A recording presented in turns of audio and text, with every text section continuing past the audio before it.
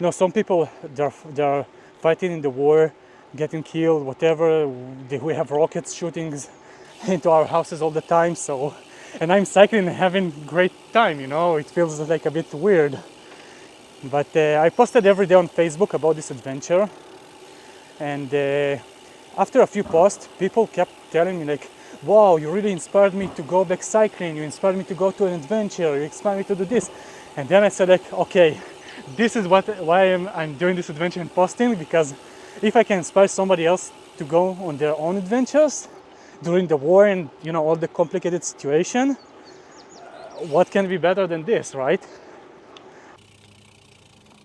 All right, so I met Andrei in St. Augustine in North Florida in February.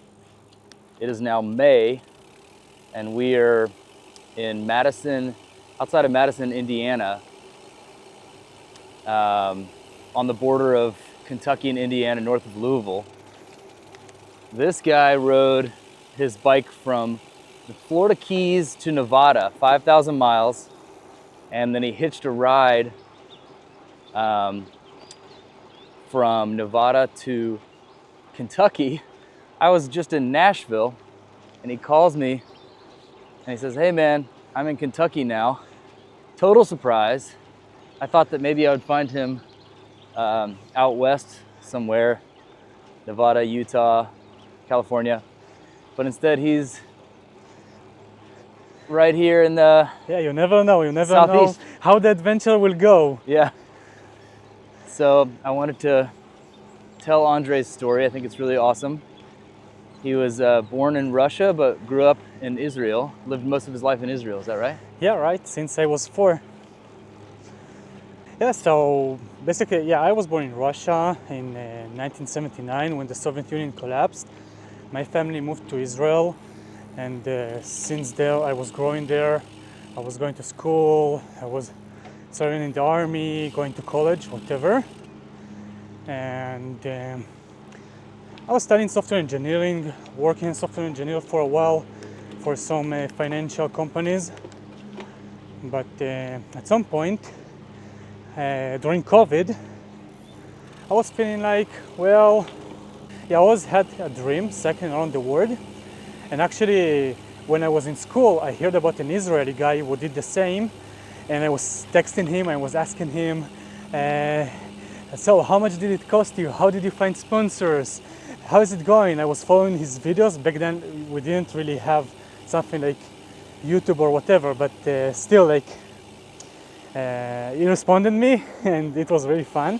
And I was dreaming about this. And during COVID, I said, well, I'm not married, I don't have children, and if I will not go to this adventure right now, I would probably never go, right? So here I am.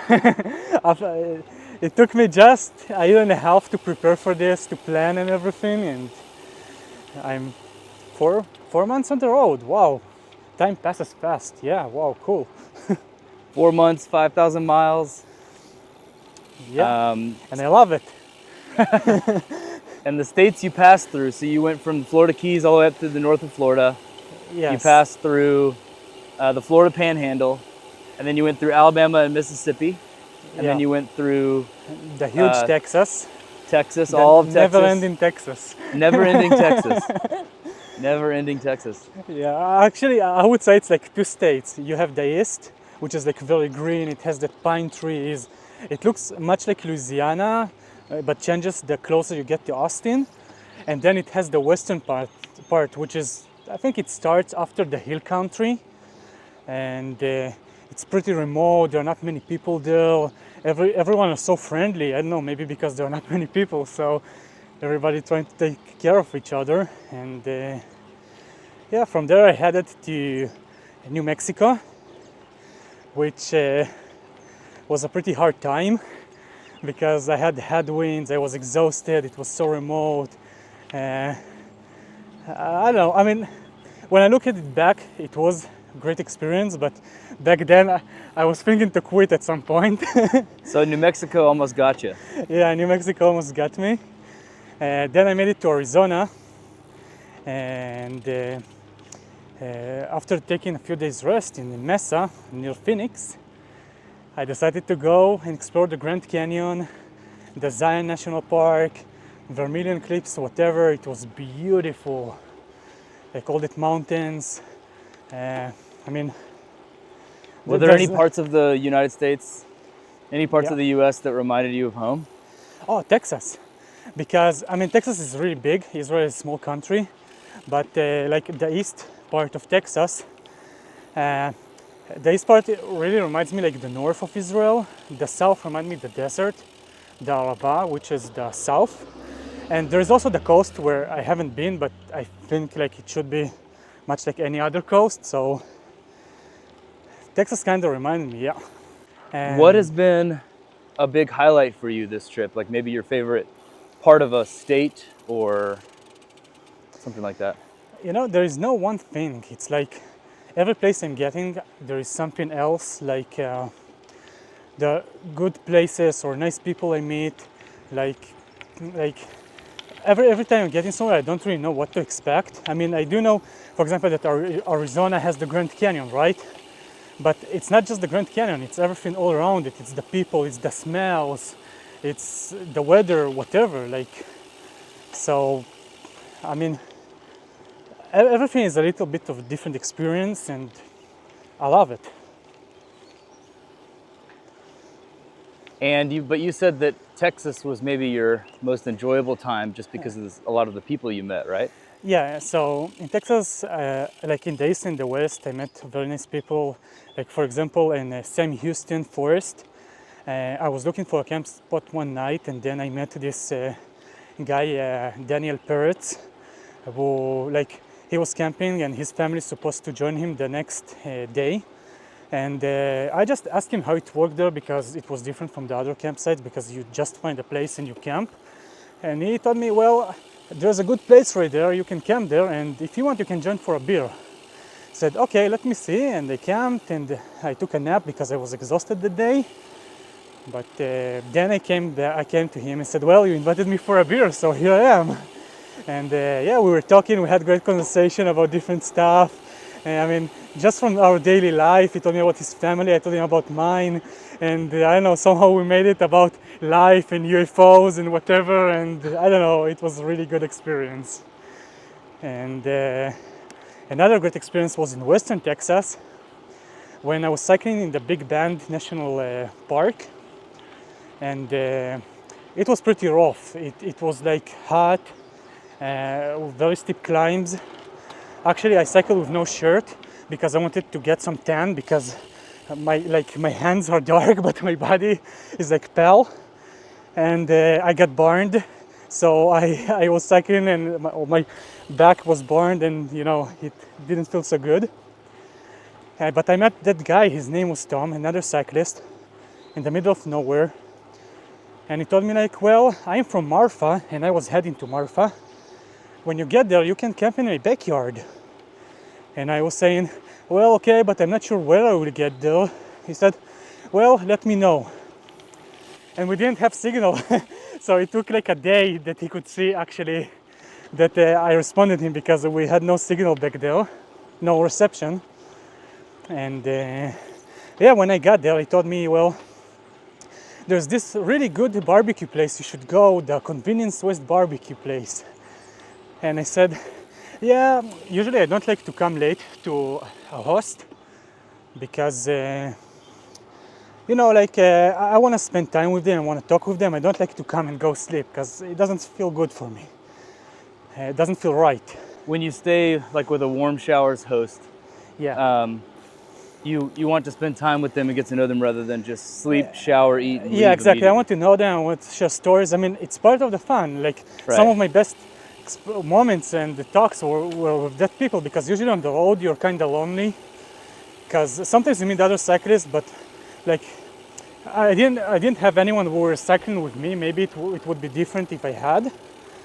But when you actually meet people who are also interested in bike touring and you tell them what you do, they tell you what they do, they recommend you some routes, tell you about their adventures. You know, you have so much in common to talk about. It's amazing.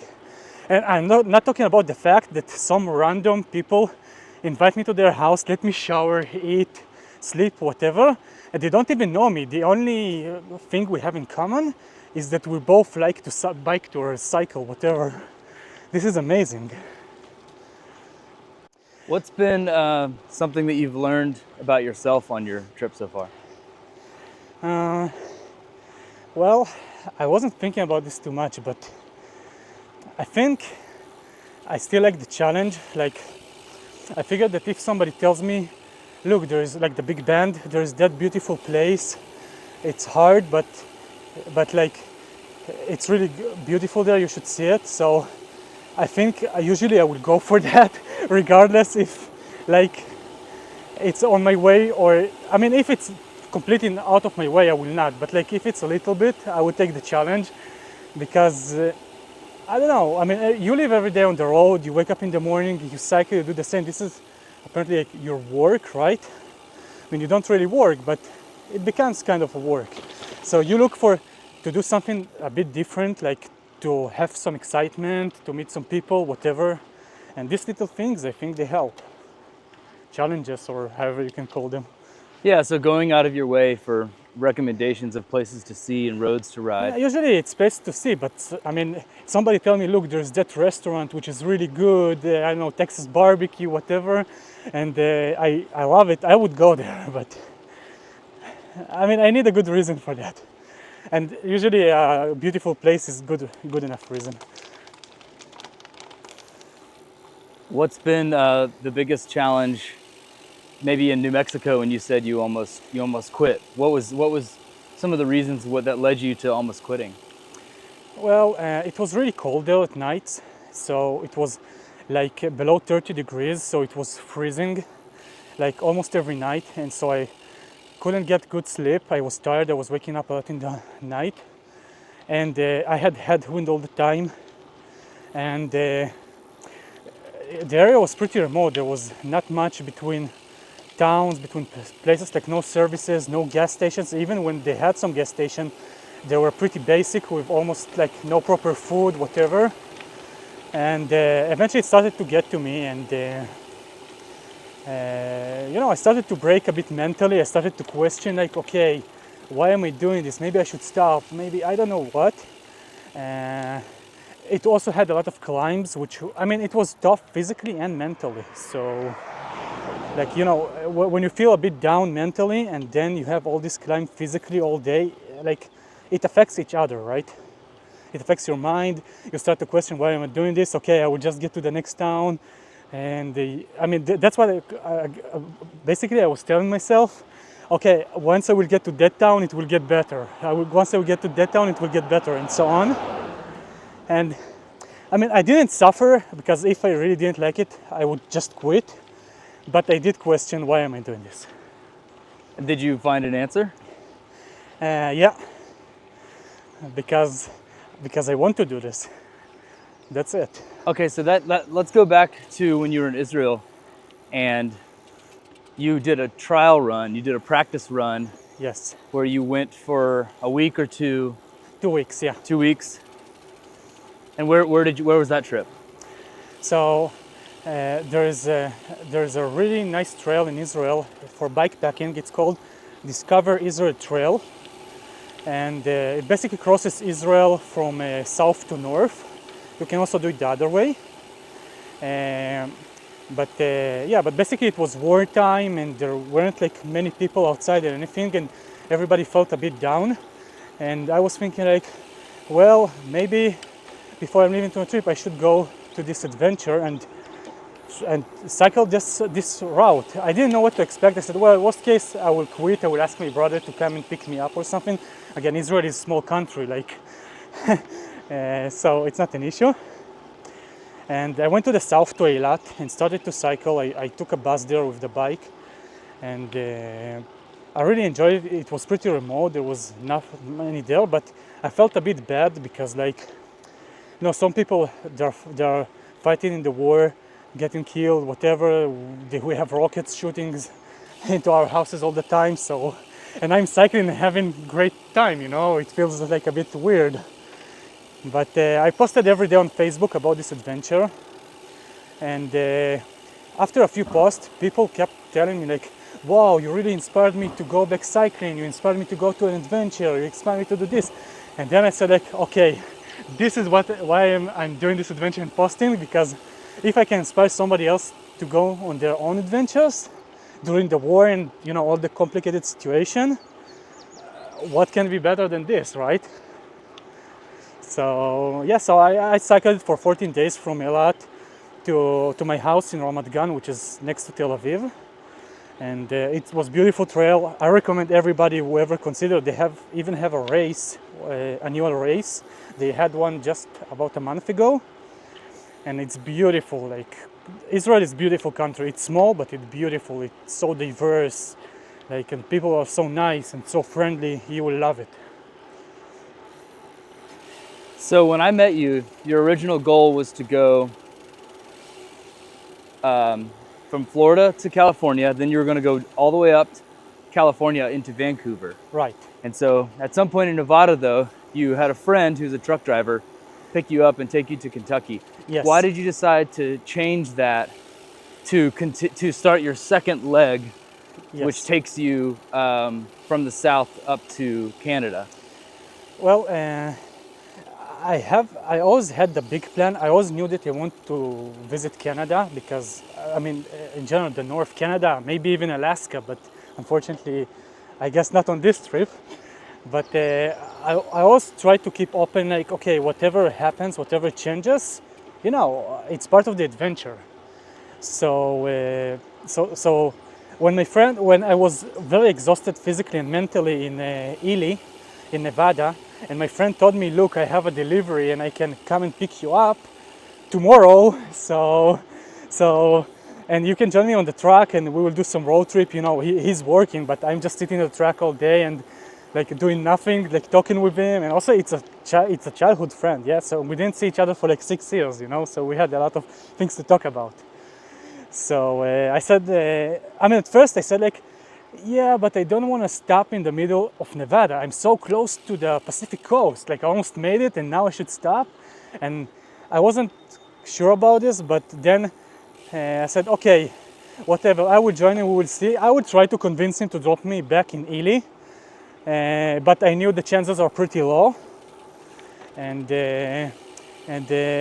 how things turned out is he had to go back home, and of course, he invited me. I stayed in his home for 2 nights, and then I decided I would go back on the road from Kentucky.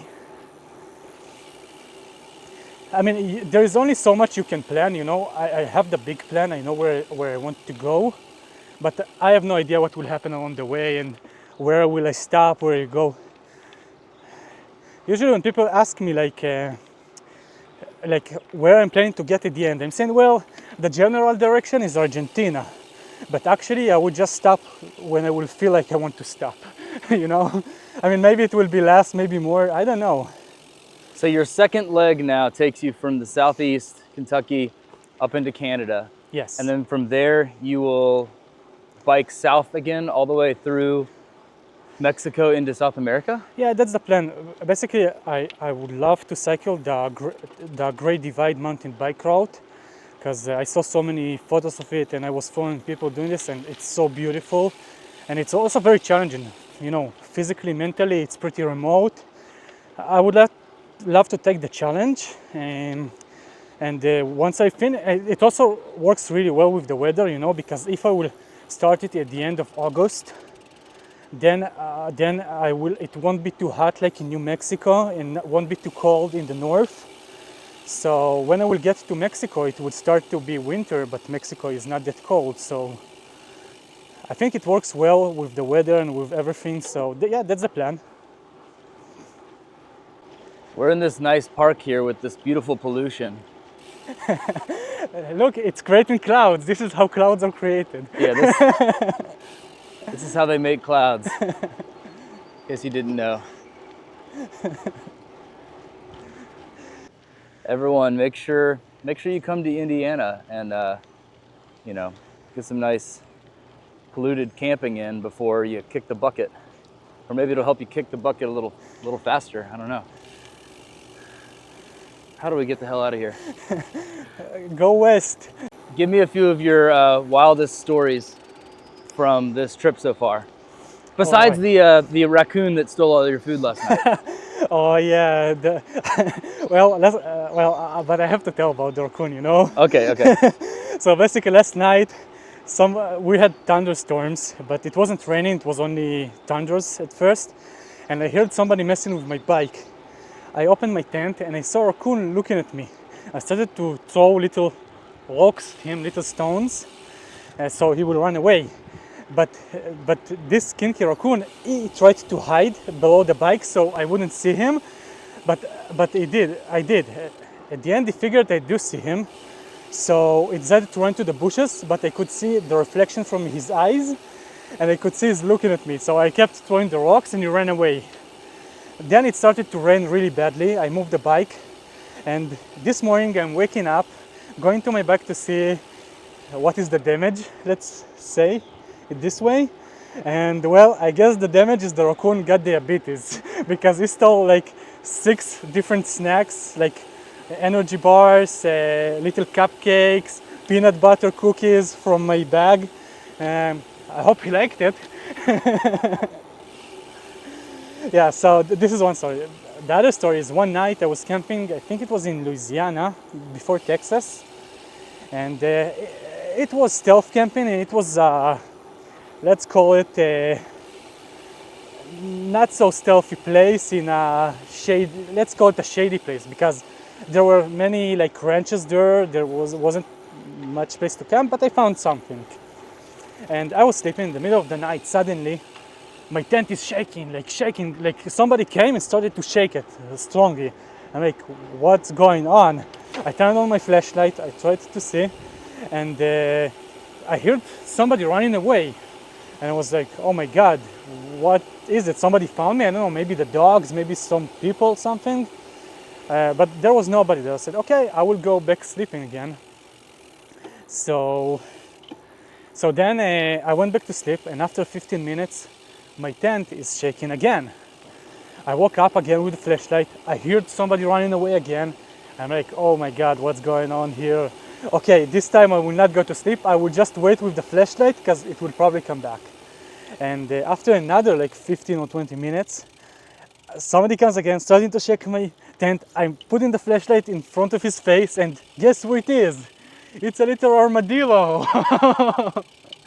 I mean, So the whole time you thought it was a person or a I kid? didn't know what to expect.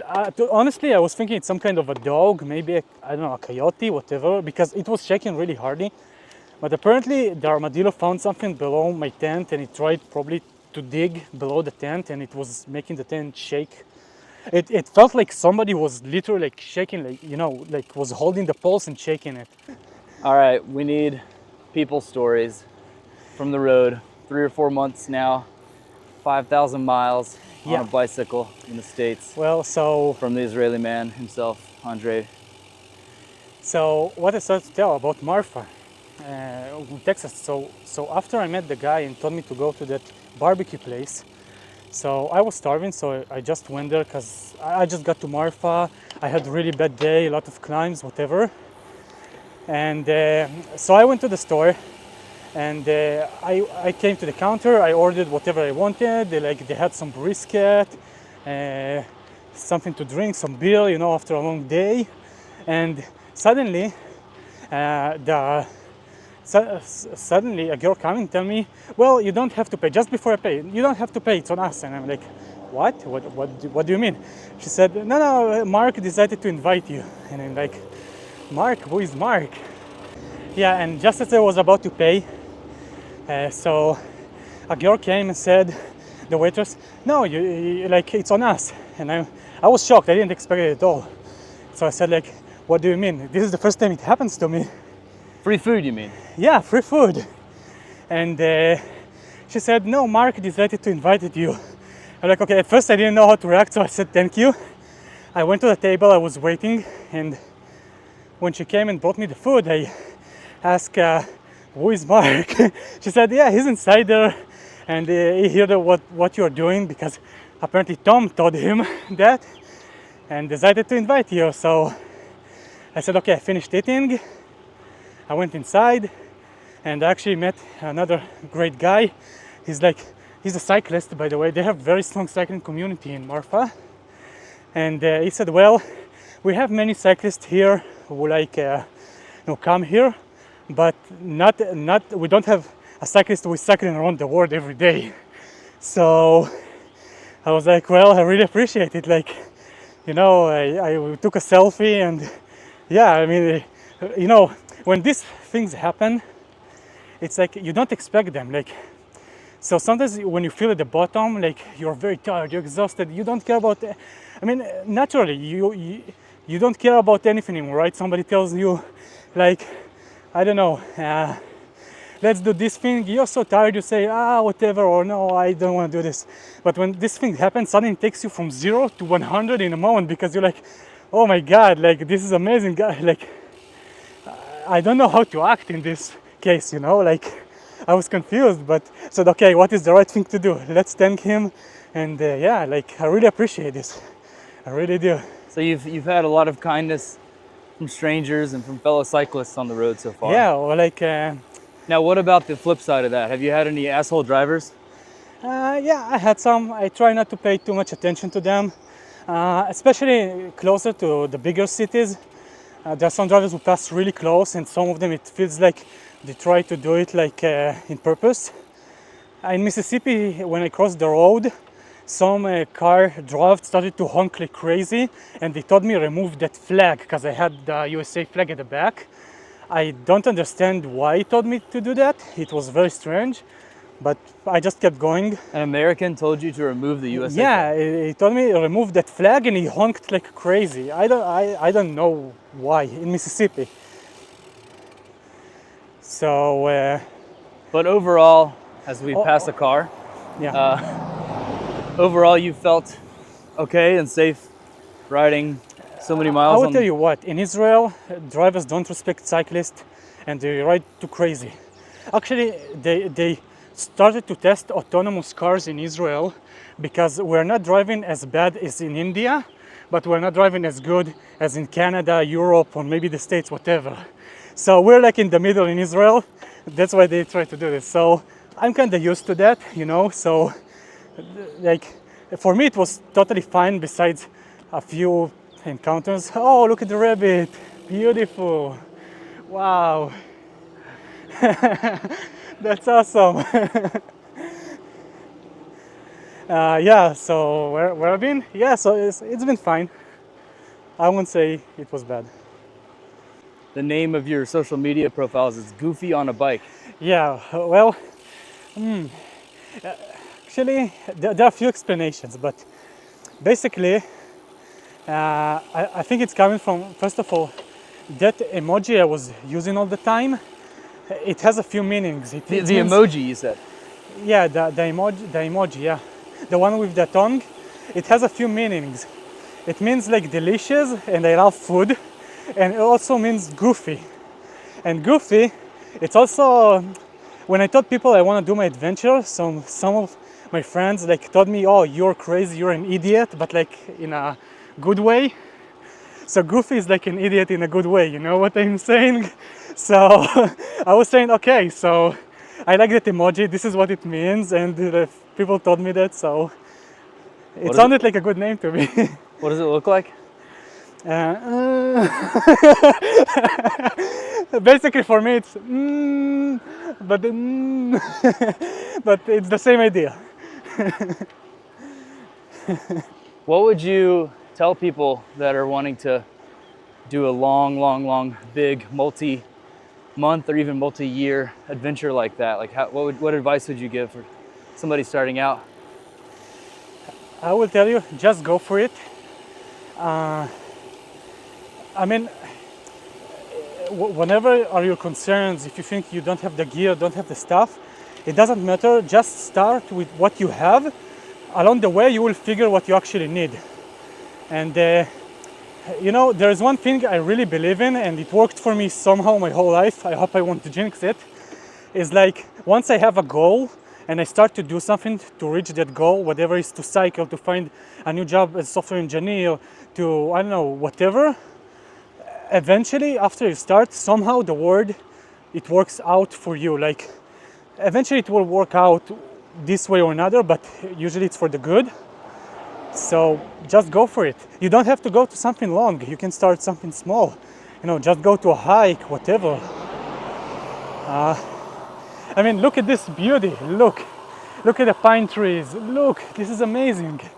Like, these things you can't see at home. You don't see in cities. And you go outside, you probably can't smell it, but the air here is so fresh. It smells like, you know, after the rains fall and it was raining last night. It's so fresh, it's so beautiful. You can hear the birds. This is amazing. It's like, some people may say it's like, you know, it's like being one with nature. So yeah, it actually feels like that. I mean, you don't enjoy it all the time because you're getting used to it, but still, when you take your time to appreciate it, it's amazing. Well, this is awesome, Andrei. Thanks for sharing your story, man. Is there anything else you want to add? Anything that a story you want to tell, or anything important that we missed? Well, I would just say again, go for it.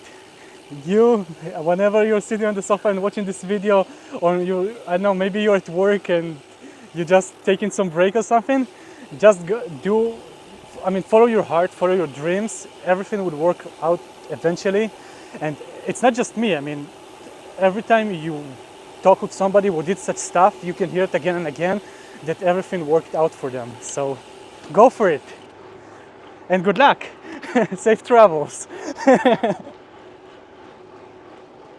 All right, you heard it here first. Go for it, says Andrei, goofy on a bike.